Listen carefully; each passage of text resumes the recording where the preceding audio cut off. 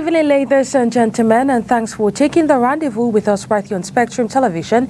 It is STV's bilingual newscast. Making news tonight ahead of the presidential speech. Cameroonians are eagerly awaiting President Paul Biya's year-end address amid calls for economic, political, and social change. Tonight, we take a listen to some of Cameroonians. Well, the electoral list is available in branches of Elecam across the country. At the municipal branch of elections Cameroon in Yaoundé 5, this has been published on Monday, but voter card shortages raises concerns among citizens. The story and many more will be detailed out in tonight's bilingual newscast. Ladies and gentlemen, welcome once again. The news opens in the French language with you, Oriane Donkeng. Good evening. Bonsoir à vous, Oni Ladonnette. Mesdames et messieurs, bonsoir et bienvenue au journal. Les listes électorales sont affichés depuis hier à l'antenne communale d'élections Cameroun à Yaoundé 5e. Quelques usagers vérifient leurs informations, mais s'inquiètent de la non-disponibilité jusqu'à présent des cartes d'électeurs. Le constat a été fait par Inès Parent et Dieudonné Niassa. Antenne communale d'élections Cameroun de Yaoundé 5, ce matin du 31 décembre 2024. Quelques usagers à la vue des listes électorales affichées sur le portail d'entrée de ce démembrement d'Elecam, s'arrêtent pour en savoir plus. Les listes électorales, dit-on ici, sont placardées depuis hier aux environs de 7 h du matin. La quête d'information pousse ces curieux à accéder aux locaux. J'étais de passage, j'ai constaté qu'avec la liste, je me suis dit que les cartes étaient déjà opérationnelles, mais il nous faut comprendre là que c'est la liste définitive qui est là, que la carte, on aura les cartes après. J'ai vu mon nom, j'ai vu celui de ma voisine et pour ma fille. Non, il n'y a pas de souci. Du moins pour le moment, il n'y a pas de souci. On venait contrôler si la liste électorale est déjà disponible pour faire la vérification des noms. Si le nom est sorti, et grâce à Dieu quand même le nom est sorti, ça veut dire qu'on peut dire s'attendre que les élections vont bien se passer. Si la liste sort et que chaque personne qui se soit inscrite vienne contrôler déjà, pour qu'on attend juste maintenant que les cartes puissent être disponibles. Les noms bien écrits sur les listes, une inquiétude subsiste tout de même, la non-disponibilité des cartes d'électeurs. La dernière fois quand même, ils nous ont dit que qu'on vient dans 3 mois récupérer. À 3 mois, je suis revenu parce que moi, je viens pour muter le bureau de vote. Parce que j'ai voté en 2018. Je suis venu pour muter parce que j'ai voté à l'ouest. Je suis venu maintenant à Yaoundé. Je suis venu pour muter. Ils nous ont demandé de patienter. Je suis revenu après 3 mois. Ils m'ont fait comprendre que les cartes ne sont pas encore disponibles. Aujourd'hui, comme j'étais au travail, je suis passé, j'ai vu on avait affiché les listes. Je suis passé encore contrôler. Comme maintenant, si nous disait toujours qu'on patiente toujours les cartes, donc les cartes ne sont pas toujours disponibles. Ici, on les rassure, les cartes seront produites sous peu par la direction générale et dispatchées dans les antennes communales. Dans son communiqué radio-presse publié le 30 décembre 2024, le directeur général des élections appelle les acteurs du processus électoral à consulter les listes et annonce que les statistiques de la révision de 2024 sont de plus de 7 845 000 électeurs. Et nous sommes le 31 décembre 2024 à 20 h. Les regards des Camerounais seront rivés sur le petit écran pour suivre le traditionnel discours de fin d'année du chef de l'État. Qu'est-ce que vous attendez de ce discours? Cette question a été posée par nos reporters aux habitants de la ville de Douala. Je vous propose d'écouter leur réaction. Ce que je pourrais attendre de son discours, c'est pour la jeunesse qui est en train de venir. Quel est l'avenir de la jeunesse selon lui? Qu'est-ce qu'il va laisser à la jeunesse qui est en train de grandir aujourd'hui? Alors, j'aimerais que le président de la République puisse bénir toute cette jeunesse-là qui est en train de venir. Nous connaissons que ça sera très dur, mais que lui puisse, n'est-ce pas, leur donner une bénédiction de sa part. Bon, en ce qui me concerne, moi, en tant que jeune, j'aimerais que le président s'appesantisse plus sur les moyens d'amélioration des conditions de vie de la jeunesse camerounaise.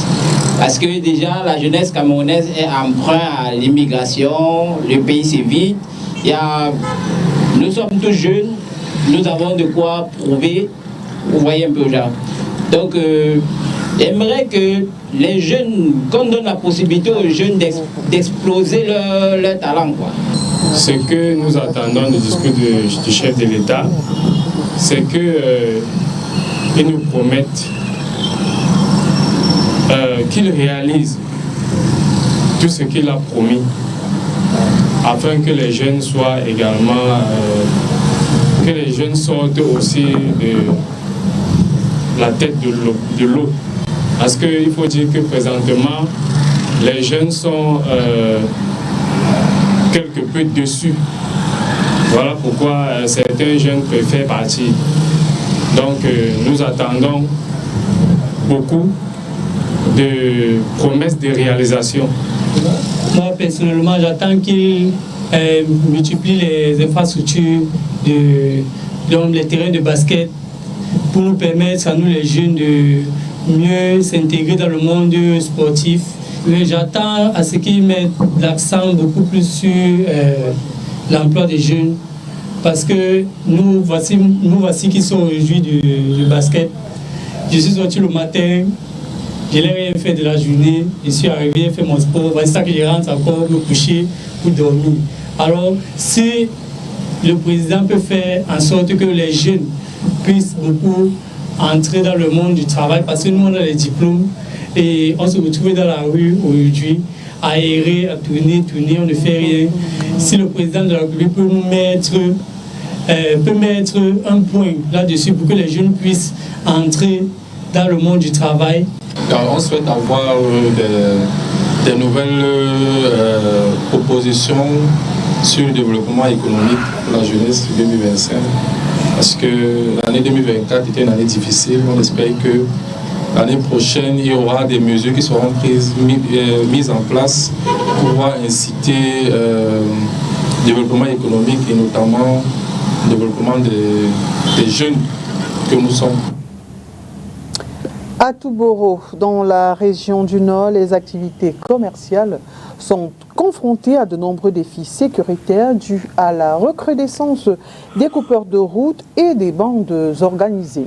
C'est le cas du marché des arachides, l'une des principales zones de production et de ravitaillement des pays voisins. Les forces de l'ordre, de concert avec les populations, ripostent sans cesse aux attaques. Olivier Bouzike et Thierry Honte à Touboro.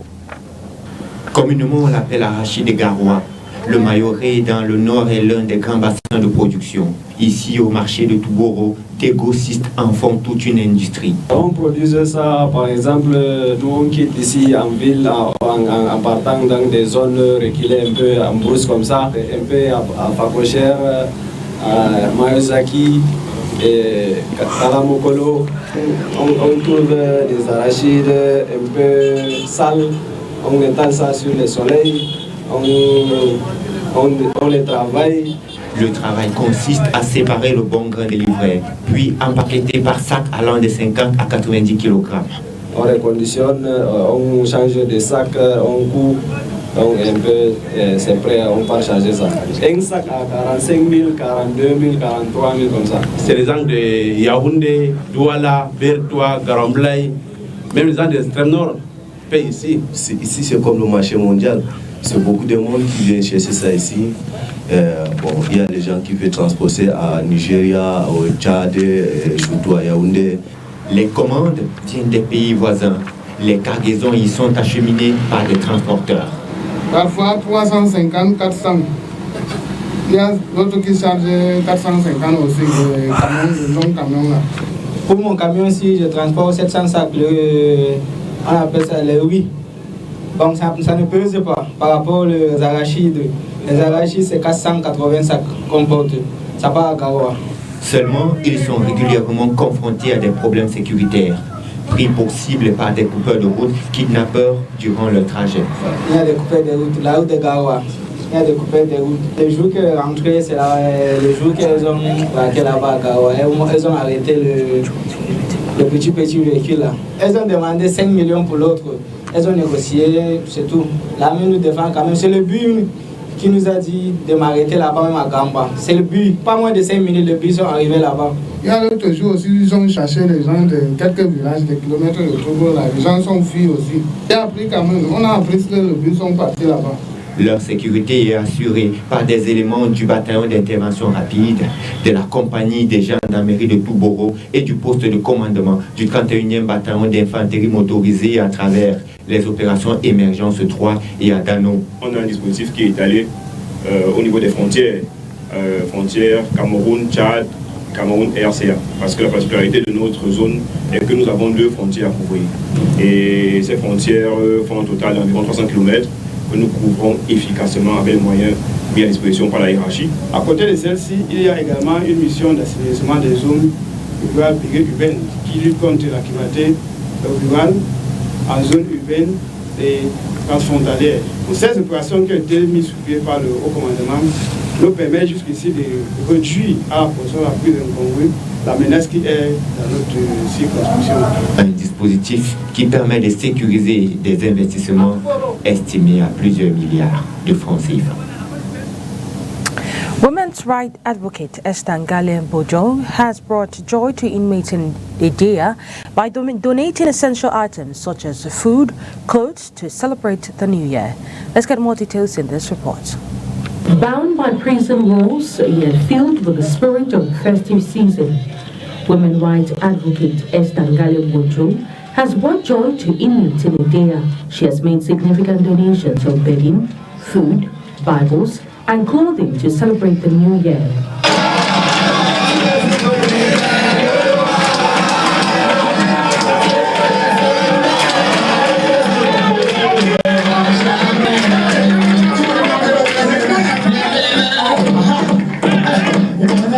These contributions are vital for addressing the pressing needs of inmates, especially in a facility often plagued by overcrowding and resource shortages.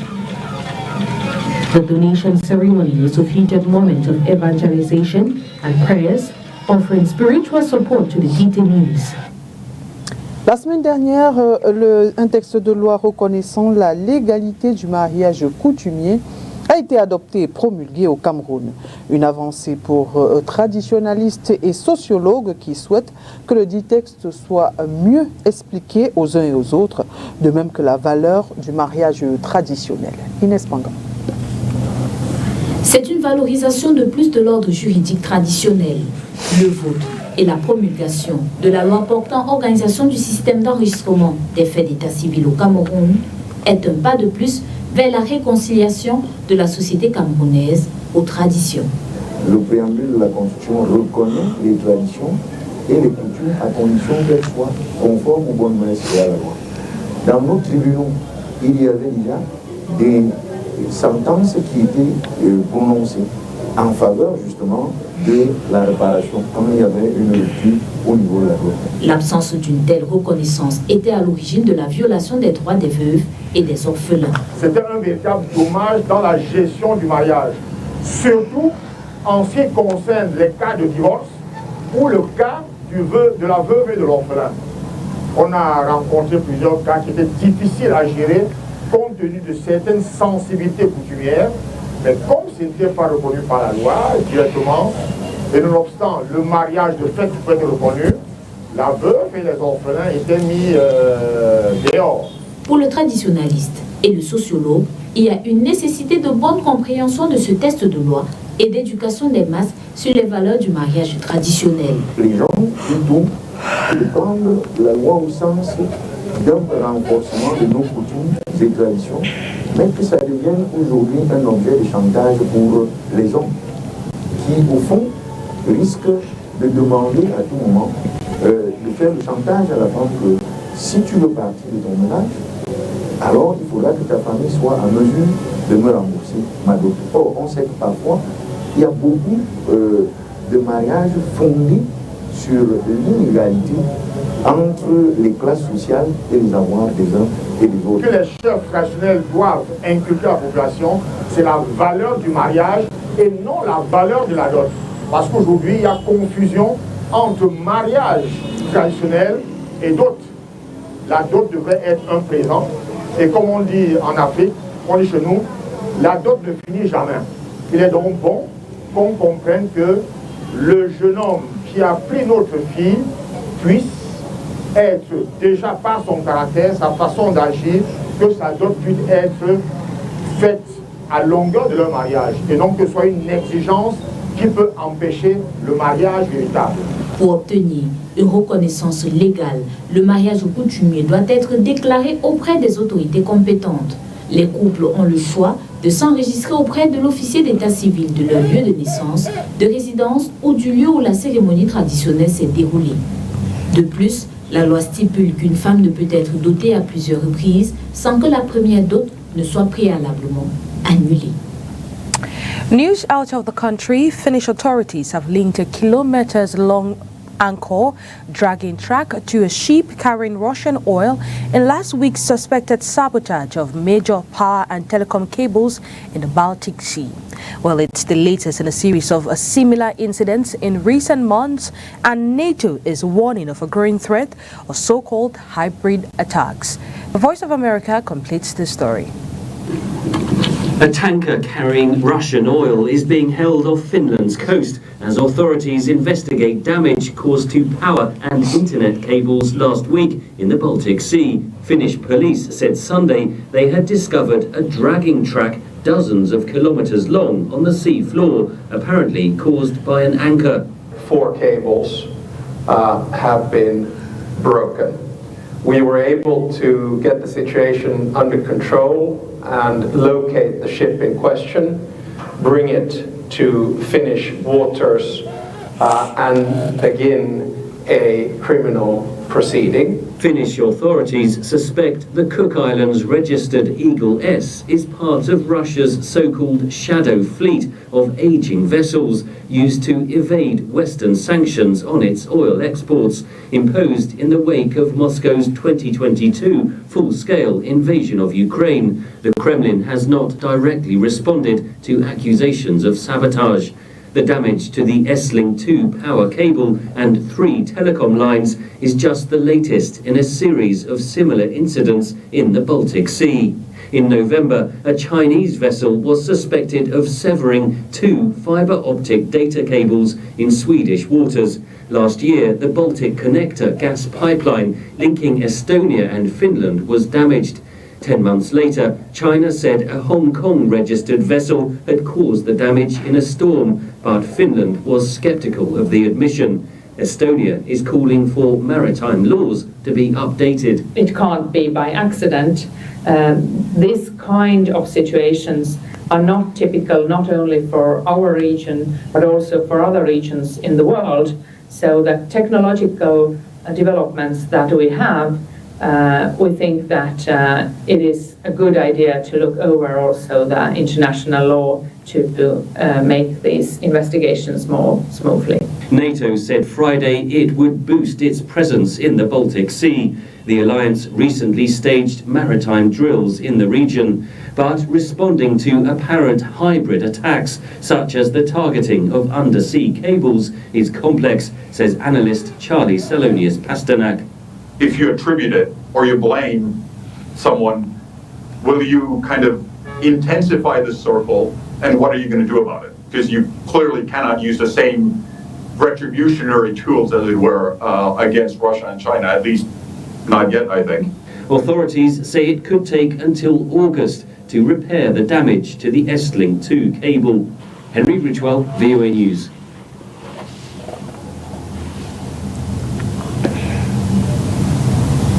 Nous restons avec nos partenaires de la Voix de l'Amérique pour faire le point, cette fois de l'actualité en Afrique. Au Tchad, le parti de l'opposant Succès Masra appelle à une nouvelle transition au lendemain d'élections marquées par une faible participation. Le taux de participation s'est élevé à 52,37% et 36,22% dans la capitale N'Djamena, selon l'Agence nationale de la gestion des élections. La police kenyane a arrêté lundi des dizaines de manifestants qui protestaient contre une nouvelle vague d'enlèvement des jeunes opposants. La dernière vague d'enlèvement, qui a fait des gros titres au Kenya, concerne principalement des jeunes hommes ayant critiqué le président William Ruto sur Internet. Le ministre béninois des Affaires étrangères a dénoncé mardi les propos du chef des militaires au pouvoir au Niger qui accuse le Bénin d'implication dans des actes terroristes et a convoqué le chargé d'affaires du Niger pour clarification.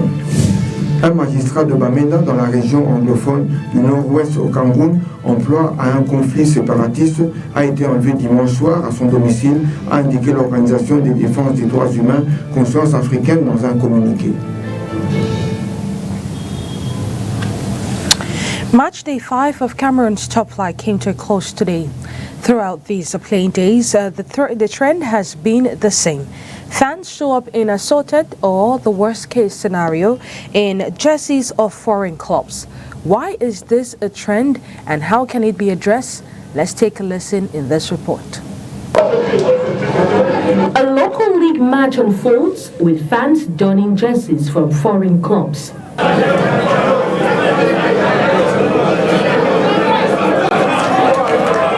Unlike other leagues, many Cameroonian supporters do not embrace the tradition of wearing their team's jerseys to show support on match days. Et pour le championnat local, je supporte une équipe. I support Apaches on foot. Bon, je n'ai jamais pensé. I have never thought of buying their jersey. This situation can be attributed to clubs not establishing sufficient sales points for official merchandise. I support Bamutus of Buddha. I sometimes want to buy their kit as a supporter, but I only see flags. It's difficult to see kits, even when you go to the stadium. One that we can buy to support the team. I don't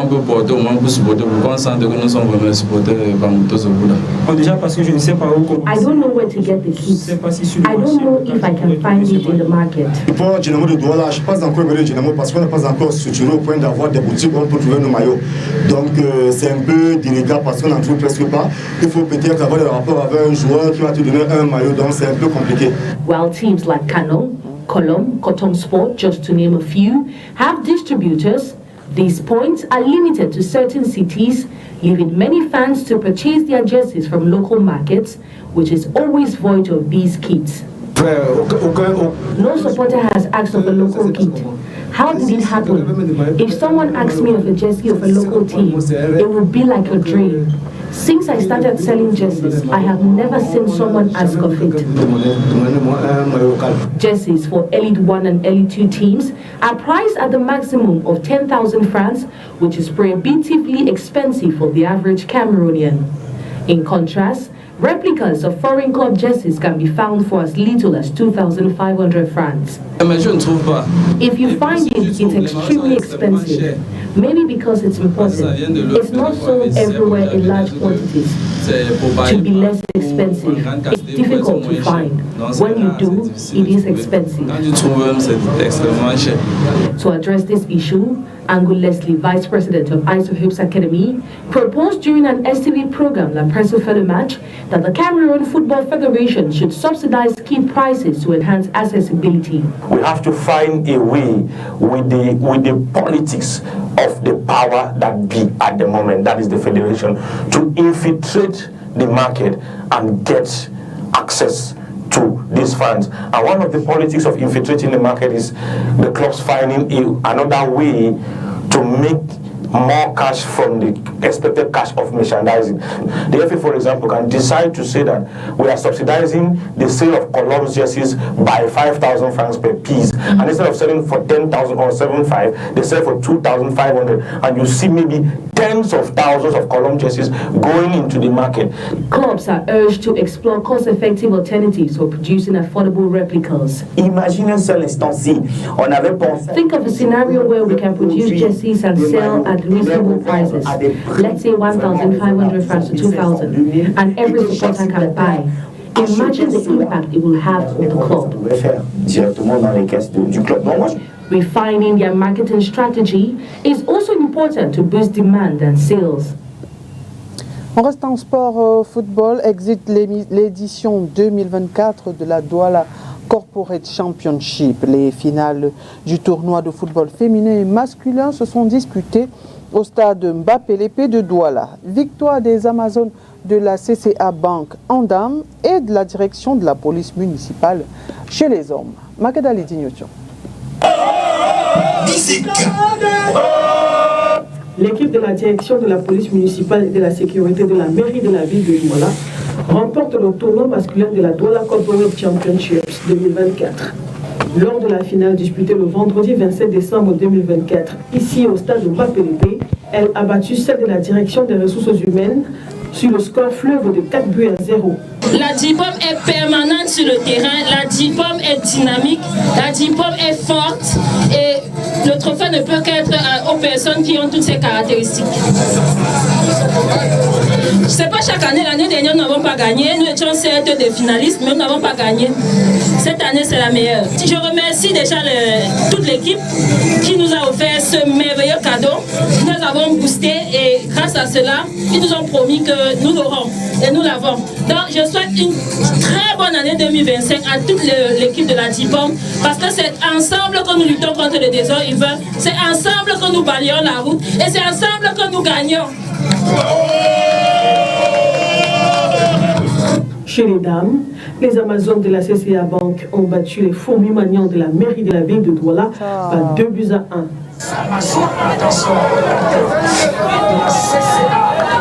Ces finales de football mettent un thème à 3 mois d'activité démarrée depuis le 28 septembre 2024.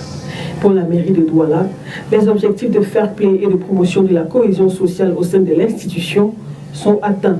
Pour cette 4e édition, elle est particulière parce que nous commençons à acquérir en expérience pour l'organisation de ce type d'événement. L'objectif est atteint dans la mesure où l'esprit de fair play a prévalu tout au long de la compétition, mais également ce type de compétition permet de promouvoir l'activité sportive au sein de l'institution, mais également renforcer les liens d'amitié, de convivialité, de fraternité au sein même de l'entreprise.